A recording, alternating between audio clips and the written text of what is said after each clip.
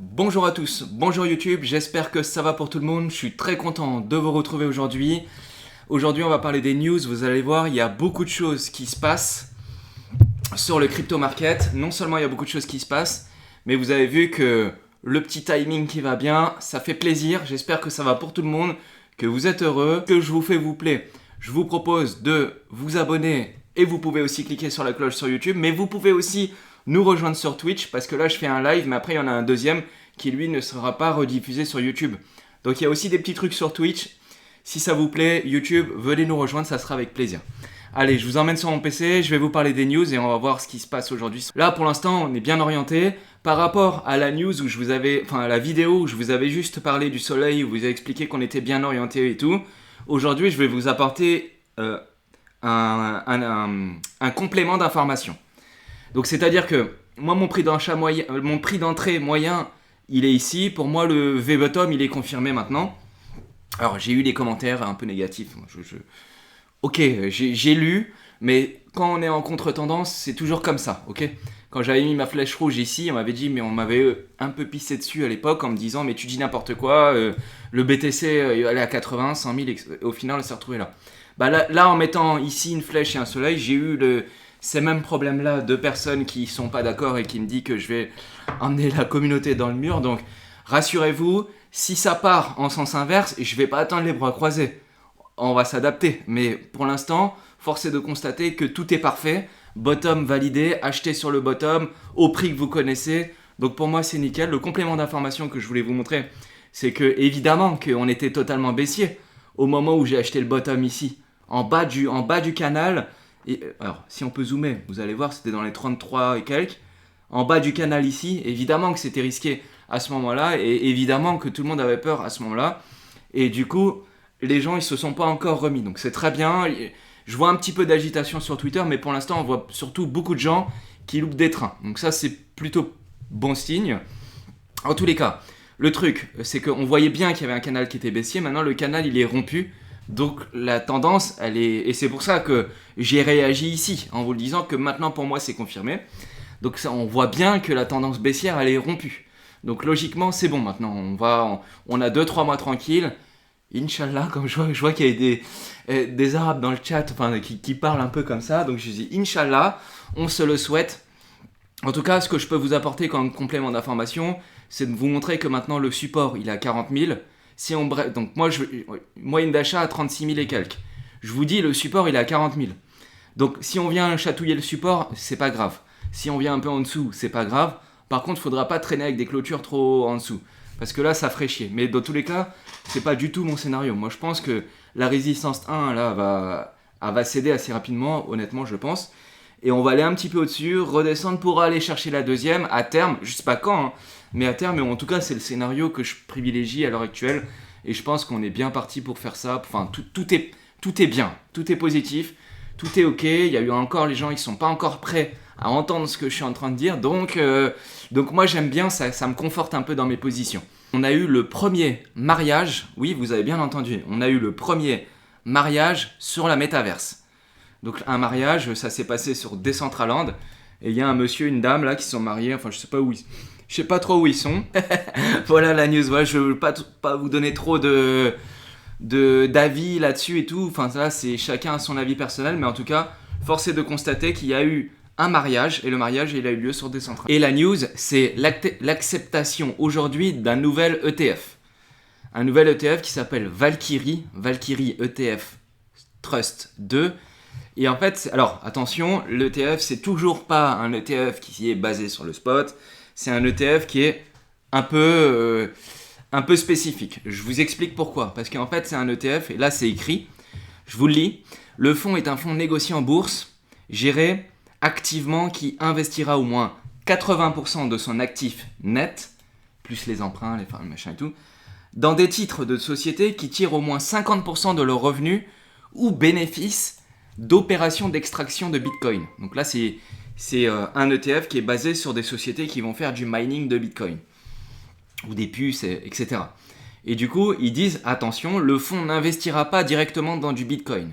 Ok, donc il n'y a aucun BTC, il n'y a pas de BTC spot quand vous achetez cet ETF. Par contre, il y a des actions d'entreprises qui font du mining de Bitcoin, là oui. Alors, c'est une belle news, hein, attention, c'est une belle news, mais on n'est pas encore à là où on voudrait arriver dans un futur proche qui serait de nous emmener sur un ETF spot, et ça serait du lourd. Ça serait du lourd. Mais de toute façon, c'est quand même bien, parce que là, en plus, au moment où on se parle, en ce moment, les sociétés qui font du mining de Bitcoin, en fait, leur prix, il est au plus bas depuis qui font du mining de Bitcoin, parce que les boîtes qui font du mining de Bitcoin, évidemment, elles sont corrélées au prix du BTC. Mais là c'est surtout pour les institutionnels ou les gros fonds d'investissement type institutionnel, enfin le gros fonds, si vous voulez, qui peuvent acheter des choses comme ça. Deuxième news, c'est Polygon qui lève 450 millions de dollars auprès de Sequoia Capital India, SoftBank et Tiger Global. Donc là, c'est balèze, hein. Attention, 450 millions de dollars. Là, on est sur du haut niveau, de chez haut niveau, de chez haut niveau. Et surtout que les personnes qui ont investi, c'est des personnes qui sont très réputées dans le domaine. On a par exemple Alameda Research, on a Animoca Brand, on a Spartan. Enfin, c'est des fonds qui ont été toujours là dans les bons coups. Donc c'est pour ça que ça peut valoir le coup. Et là, ils ont acheté... Alors, Polygon a levé 450 millions de dollars dans un nouveau cycle de financement à risque, alors que la société, avec une capitalisation boursière d'environ 13 milliards de dollars, élargit de manière agressive son portefeuille de solutions de mise à l'échelle Ethereum. Et en fait, du coup, ça veut dire que, ce que je veux vous dire, c'est que vu que ces gros investisseurs-là, ils ont toujours été dans les bons coups dans le passé, peut-être qu'aujourd'hui, ils sont aussi dans un bon coup en ayant investi autant dans Polygon. Polygon, pardon. On m'a toujours dit que c'était Polygon. Donc c'est Matic. Et du coup, vu que pour eux, potentiellement, c'est un bon plan, ils l'ont valorisé à 13 milliards de dollars, ce qui est beaucoup. Et en fait, pourquoi ils font ça ? Je crois pouvoir vous apporter un début d'élément de réponse. À mon avis, c'est très lié aux communications de Vitalik Buterin. Où Vitalik Buterin, il dit que Ethereum, il va fonctionner de plus en plus avec des layers 2, etc. Et vu qu'ils vont fonctionner avec des layers 2, en fait, pour eux, ça serait l'avenir. Et donc, du coup, ce type de solution-là, ce serait l'avenir. Après, moi, je peux aussi vous dire que Polygon, ils ont aussi eu des déboires. Hein. Parfois, on passe des transactions, on peut attendre 6 heures, 8 heures, 12 heures avant que ça fonctionne. C'est arrivé plusieurs fois. La blockchain layer 2 qui est trop engorgée. Mais du coup, là, ils améliorent leur éventail de solutions. Et ça, c'est intéressant. Et surtout, et c'est ça que j'aimerais vous montrer, et c'est ça que j'aimerais vous amener à réfléchir, parce que bon, c'est bien beau des fonds d'investissement qui mettent 450 millions de dollars sur une entreprise, parce que là, c'est en achetant des actions de l'entreprise, de Polygon. Mais en fait, moi, j'aimerais vous faire réfléchir à quelque chose de un petit peu plus profond que ça. Et en fait, il y a Sandeep Nailwal. Et Sandeep Nailwal, c'est le fondateur de Polygon, Matic. Et en fait, lui, il dit un truc, et après, je vous laisserai réfléchir à ce qu'il dit. Mais lui, il dit un truc qui est intéressant. Il dit, voilà, c'est là. Même si Ethereum 2.0 arrive, il n'offrira pas une évolutivité suffisante. L'année prochaine, la mise à jour de la preuve de participation, donc ça c'est le Proof of Stake, le POS, il le gardera tout de même comment Ethereum a 13 transactions par seconde en ce moment. Donc Ethereum c'est 13 transactions par seconde en ce moment. Et ils vont peut-être passer à 20 transactions par seconde. Peut-être, c'est pas sûr, hein. C'est peut-être en passant avec leur système de Proof of Stake. Mais vu qu'ils passent de 13 à 20 transactions, c'est presque 1 x 2, hein. C'est déjà très bien. Mais pas plus que ça. Et ça, c'est pas moi qui le dis comme ça, hein. C'est Sandeep, le patron de Polygon Matic, qui dit ça. Et il dit en fait Ethereum 2.0, ça va rien ajouter à l'évolutivité.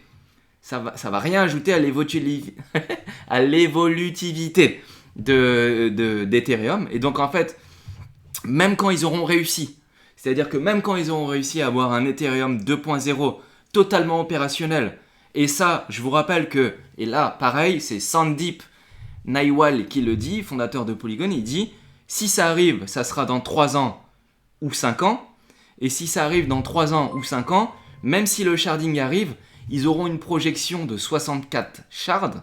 Et donc je vous rappelle que le sharding, c'est des blockchains parallèles. Ok, c'est un peu le même concept, sauf qu'elles sont indépendantes.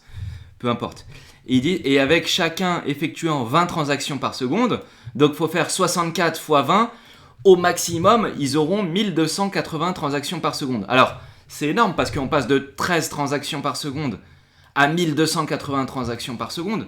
Mais est-ce que c'est suffisant vu le volume? Parce qu'en ce moment, souvenez-vous, en ce moment, le gros problème d'Ethereum, c'est les NFT qui montent, qui ont une popularité exceptionnelle, énorme, absolument incroyable. Et en fait, ça, c'est les problèmes qu'ils ont aujourd'hui. Mais les problèmes qu'ils avaient l'année dernière, alors quand je dis l'année dernière, c'était pas en 2021, hein, c'était en 2020. Mais les problèmes qu'ils ont eu en 2020, Ethereum, et c'est là où il y a eu commencé à avoir les grosses dérives de frais de transaction, c'était la DeFi. C'est-à-dire que à chaque fois que vous voulez claim, récupérer des transactions, vous appuyez sur un bouton claim. Et ça crée une transaction dans le smart contract. Vous faites un swap sur Uniswap ou n'importe où, déclenchement d'un smart contract. Déclenchement d'un smart contract. Donc du coup, le truc c'est que, ok, aujourd'hui ils ont 13 transactions par seconde, et heureusement ils ont Polygon, Arbitrum, Optimism, Starkware, etc., etc., de Layer 2 qui les aident, heureusement qu'il y a ça, et ça fonctionne bien, il n'y a rien à dire. Mais la question c'est, que je vous pose, et que je me pose aussi, c'est Sandeep, le fondateur de Polygon, donc le fondateur du Layer 2 de Ethereum, il dit que même quand Ethereum 2.0 il arrive, et c'est pas moi qui le dis, c'est écrit, hein, vous pourrez aller voir, il y aurait les sources dans la description. C'est-à-dire que même si ça arrive, déjà si ça va arriver, ça sera dans 3 ou 5 ans, ok? Et en plus, Vitalik Buterin il fait des retours en arrière, et une fois que ce sera arrivé, même s'ils arrivent à 1280 transactions par seconde, est-ce que ce sera suffisant? Surtout si c'est dans 3 ou 5 ans. Parce que la blockchain, elle aura encore évolué, il y aura encore des nouveaux cas d'utilisation qu'on ne connaît pas encore aujourd'hui. Là, il y a eu les NFT, c'est venu assez vite finalement les NFT. La DeFi, elle est venue aussi assez vite. Demain, il y aura des nouvelles technologies, des nouvelles solutions. Est-ce qu'ils vont réussir? C'est la question qui se pose. Donc lui, en même temps, quand il dit ça, Sandeep Nailwell, il joue son jeu. Hein. Soyons clairs, il joue son jeu. Puisque lui, son taf, c'est de créer un layer 2. Donc lui, il va tout faire pour expliquer aux gens que le layer 2, c'est la vie. Et c'est normal, ça va dans son intérêt. Donc, il faut aussi remettre les choses dans leur contexte. Mais en tout cas, là, il pose des choses qui sont... C'est des faits. Et bah, je me pose la même question. C'est-à-dire que je me pose des questions sur Ethereum. Voilà, c'est un réseau qui a une sécurité, une robustesse à toute épreuve, qui a prouvé pendant de nombreuses années. Et pour ça, c'est magnifique, c'est incroyable. Mais il y a encore ce problème-là de la scalabilité et de l'évolutivité, j'ai réussi à le dire. Et du coup, là, il y a les Layer 2 qui viennent gérer ça, et d'ailleurs, Vitalik lui-même, il appuie là-dessus. Parce que je pense que, là, c'est pas moi qui le dis, c'est Sandeep, parce que je pense que lui-même, Vitalik, il a compris qu'il n'y arriverait pas, en fait, au final. Il arrivera, ok, il va travailler comme un malade pendant 3 ans ou 5 ans pour avoir 1280 transactions par seconde. Et la question, c'est, est-ce que ce sera suffisant ?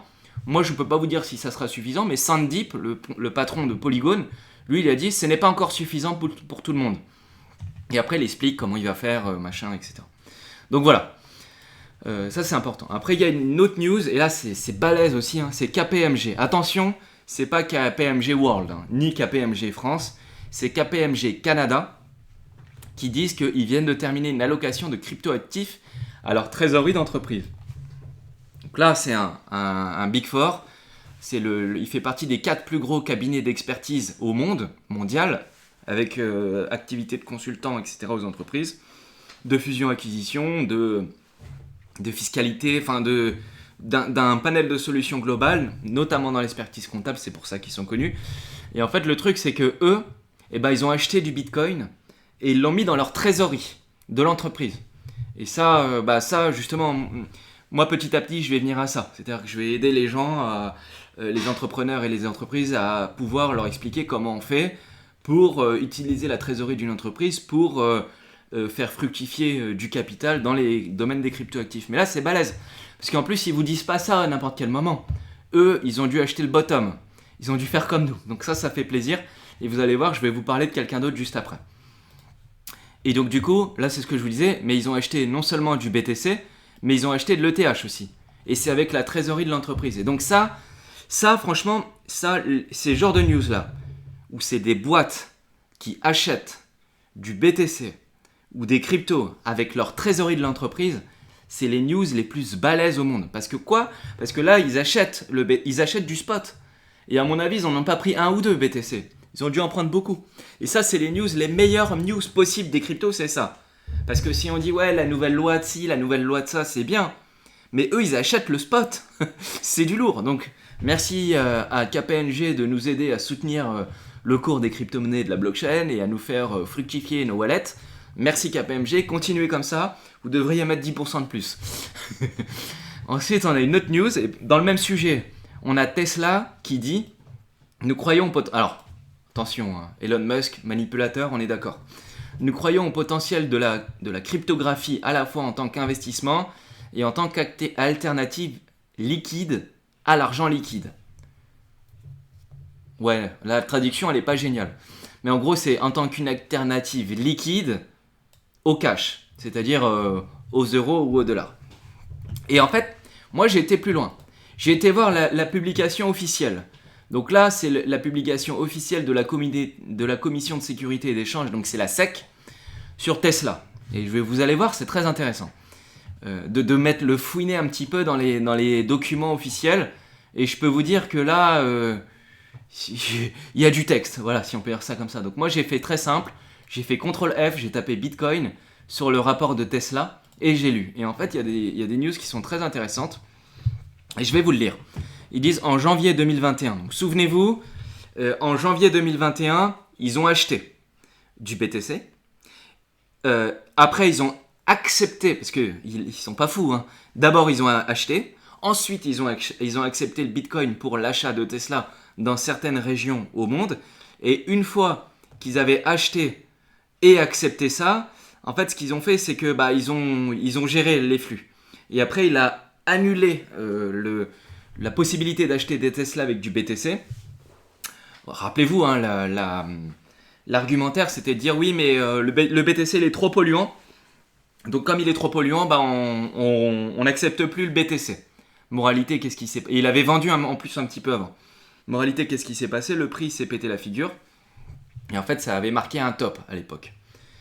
Et il faut bien suivre qui sont les whales, qui sont les investisseurs, qu'est-ce qu'ils font, à quel moment. C'est pour ça que quand je vous dis qu'à 30 000, c'est intéressant, c'est pas parce que c'est pas pour mes beaux yeux ou parce que j'ai tiré une pièce pile ou face. C'est parce que les gros investisseurs, dans les données on-chain, ils ont acheté, tout simplement. Et donc du coup, là j'ai lu et du coup ils ont dit en janvier 2021, nous avons mis à jour notre politique d'investissement afin de nous offrir plus de flexibilité pour diversifier davantage et maximiser les rendements de notre trésorerie. Donc en fait Tesla, ils avaient déjà 2 ans d'avance sur KPMG, parce que KPMG a acheté avec sa trésorerie, Tesla l'avait fait déjà il y a longtemps. Après voilà, ils font du blabla, machin, etc. Et en fait ils ont dit qu'ils achètent des actifs numériques, mais ils achètent aussi des lingots d'or, des fonds d'or négociés en bourse et d'autres actifs spécifiés à l'avenir. Donc ça veut dire qu'en fait, quand ils ont acheté ça, ils ont considéré qu'en achetant du Bitcoin, ça lui baste. Parce que ça revenait à acheter un actif qui ressemblait au gold, c'est-à-dire un actif refuge.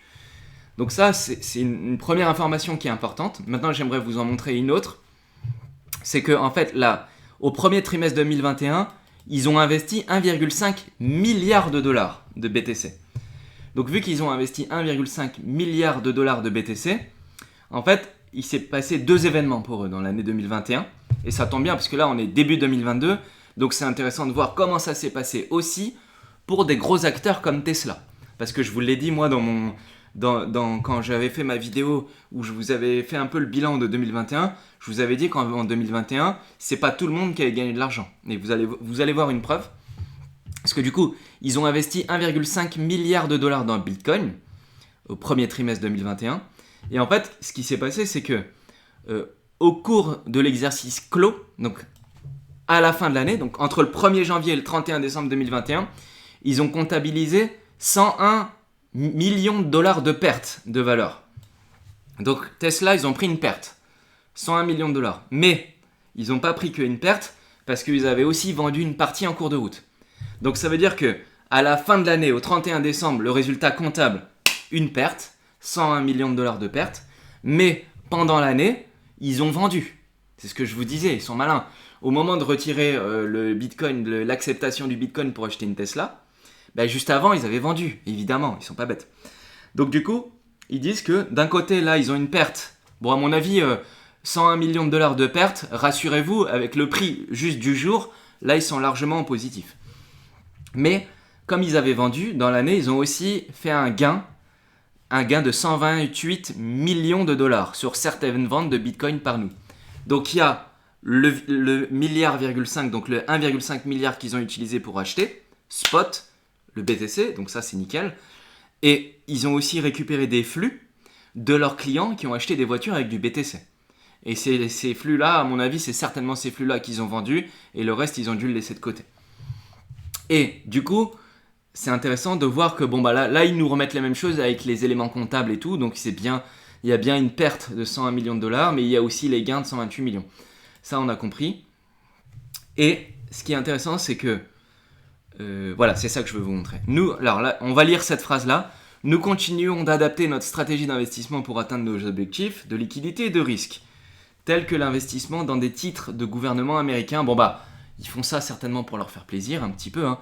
Des actifs numériques et de la fourniture de financement. Et en fait, quand ils ont dit qu'ils avaient investi 1,5 milliard de dollars, en fait, la juste valeur marchande de nos avoirs, donc des avoirs, elle est de 2 milliards de dollars. Ça veut dire qu'au moment où on parle, ils ont plus que 2 milliards de dollars de BTC. Donc en fait, Tesla, ils sont encore dans le game, hein. C'est pas parce qu'ils disent rien qu'ils sont plus dedans. Ils sont dedans, il faut bien suivre ce qu'il fait. Et d'ailleurs, s'il a fait une déclaration, là, Elon Musk ou même Tesla a fait une déclaration en disant qu'il croit au potentiel de la crypto, etc. Et qu'est-ce qu'il veut ? Il veut que le prix pump. Donc, ils veulent que ça monte, tout simplement. Voilà pour les news d'aujourd'hui. C'était assez simple, assez rapide. J'espère que ça vous a plu. Si ça vous a plu, je vous propose de mettre un petit pouce. Dispo sur Twitter et sur Twitch dans la description. Je vous dis à la prochaine. Salut à tous, c'était un plaisir.